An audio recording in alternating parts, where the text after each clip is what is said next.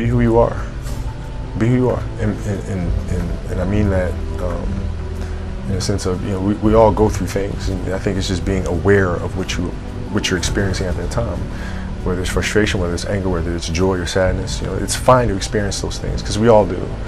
And I think it's just accepting where you are, and once you do that, then it's very easy to pivot from that and move on. And I think the most important thing is finding what it is that you love to do. That's the hardest part. And it took work. Like, basketball was born to play. But the second phase, what we're doing, took a lot of work, a lot of soul searching, a lot of investigating and trying things out. But when you find what it is that you love to do, then you wake up every morning with a sense of purpose.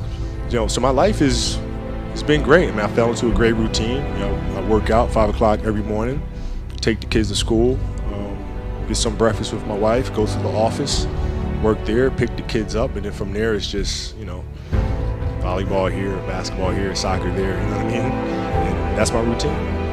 Once you have the passion, the thing that you're passionate about now, you can look at other people or other entities or other things or works of art, and you can draw things from that to help you be better at what you do. By looking for those common denominators. If you wake up in the morning and you're dreading going to work, dude, do something else. Right. Do something else. And those are hard decisions to make, but when you make those decisions, it's a very liberating experience. I guess you just kind of sit in the moment, and then you let whatever's inside of me at that moment just come forward. And, I think preparing for stuff like this it's not really true to form. You just kind of got to sit in the moment, absorb it, and then whatever comes out, comes out. In 20 years, are we going to be talking about your legacy in basketball or investing? Which would you prefer? Investing. Listen, playing basketball, the focus is always on winning. Winning championships, winning championships, winning championships. Now, championships come and go, right? There's going to be another team that wins another championship, another player that wins another MVP award.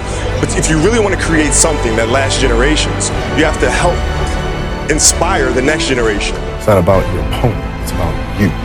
It's about you taking your inner struggle and channeling that through the game, right? As a way to unleash, right? So now it became a matter of how do I express that to them? How do I get them to that point where they figure this out for themselves? And he wanted to call and give me encouragement to say, don't change for them. You have to stay focused.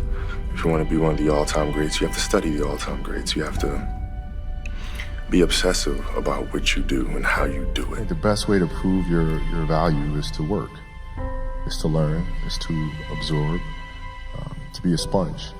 Right? But you always want to outwork your potential.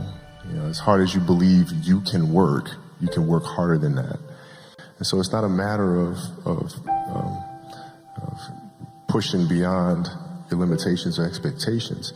That's really the key. And when you do that, then the world just seems limitless. The single covered by Landry. Ariza dropped down. Kobe! Oh! Up high! Down hard! Kobe Bryant!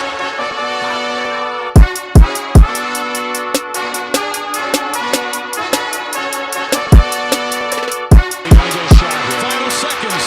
Bryant for the win!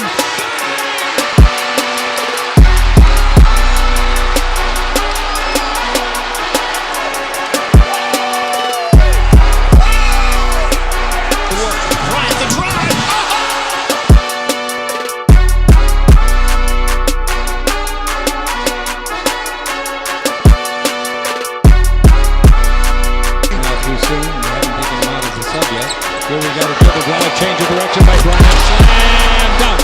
There will be no charge because the man's in that new painted imaginary circle. Woo! I think that's what the fans came to see. And you talk about elevation. Chick, he went up to the rafters before he decided to put somebody on a poster. Because of this man, Kobe Bryant, to take over. Welcome to the Kobe Show.